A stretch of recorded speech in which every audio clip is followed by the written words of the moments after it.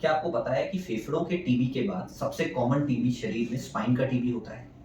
ऐसे क्या लक्षण हैं जिससे एक डॉक्टर को शंका पैदा हो सकती है कि इस मरीज को स्पाइन का टीबी हो सकता है? वो लक्षण है कि मरीज के कमर में दर्द जो होता है वो 2-3 महीने तक लंबा चल जाता है।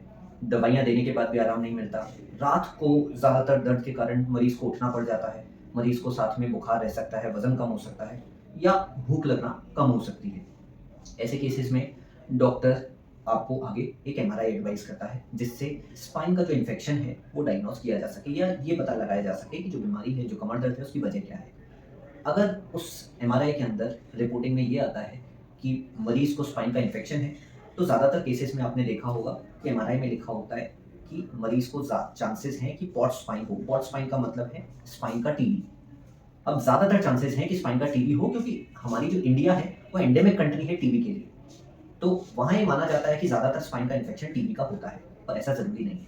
तो इसका मतलब ये है कि उसको डायग्नोज़ करना ज़रूरी है। तो अब अगर आपको ये पता चल जाता है कि आपको स्पाइन का इन्फेक्शन है, तो उसके बाद डॉक्टर क्या एडवाइस करेगा आपको, जिससे पता चल सके कि वो इन्फेक्शन किस चीज़ का है। उसके लिए एक बायोप्सी की जाँच की जाएगी। जो बायोप्सी की जाँच है, वो लोकल एनेस्थीसिया में ही एक निडल के थ्रू की जा सकती है, जिसमें आप एक सैंपल लेते हो। अगर पस का सैंपल मिल जाता है तो और अच्छा। अगर पस का सैंपल नहीं मिलता, तो हड्डी का एक छोटा-सा टुकड़ा लेकर सैंपलिंग के लिए दिया जाना चाहिए। वो जो हड्डी का टुकड़ा है, उससे ये पता चल जाएगा या पस से ये पता चल जाएगा कि जीवाणु टीबी का है या नहीं। और अगर जीवाणु टीबी का है, तो कौन-कौन सी दवाइयाँ हैं टीबी की जो उस जीवाणु पे असर करेंगी। कहने का मतलब ये है कि क्या वो नॉर्मल टीबी है, जिसमें 4 टीबी की जो मुख्य दवाइयाँ हैं वो असर करेंगी, या वो MDR multi drug resistant type का टीबी है, जिसमें वो 4 दवाइयाँ ठीक से काम नहीं करती हैं और इंजेक्शंस भी मरीज़ को लेने की ज़रूरत पड़ती है। एक बार ये प्रूव हो जाता है कि मरीज़ को स्पाइन का टीबी है, तो आगे का ट्रीटमेंट कैसे किया जाता है? ऐसा ज़रूरी नहीं है कि अगर मरीज़ को स्पाइन का टीबी है, तो सारे ही केसेस में सर्जरी बताई जाती है। देखिए, टीबी एक मेडिकल बीमारी है और मेडिकल बीमारी का इलाज मेडिसिन से किया जाएगा। तो सर्जरी से टीबी सही नहीं होता है।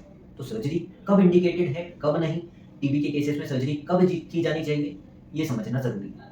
नॉर्मली टीबी का इलाज जब दवाइयों से किया जाता है, तो एक चेस्ट एंड टीबी के डॉक्टर को साथ में एसोसिएट किया जाता है, जो साथ में मिलके टीबी का ट्रीटमेंट करते हैं। टीबी का जो दवाइयों के द्वारा ट्रीटमेंट है, उससे पहले लिवर की, किडनी की ये जाँचें कराना ज़रूरी होता है, क्योंकि टीबी की दवाइयों के कुछ साइड इफ़ेक्ट इन पे बुरा असर डाल सकते हैं। इसका ट्रीटमेंट 9 महीने से 1 साल या 1 साल के बाद तक भी चल सकता है, पर मिनिमम 9 महीने टीबी का ट्रीटमेंट चलता है।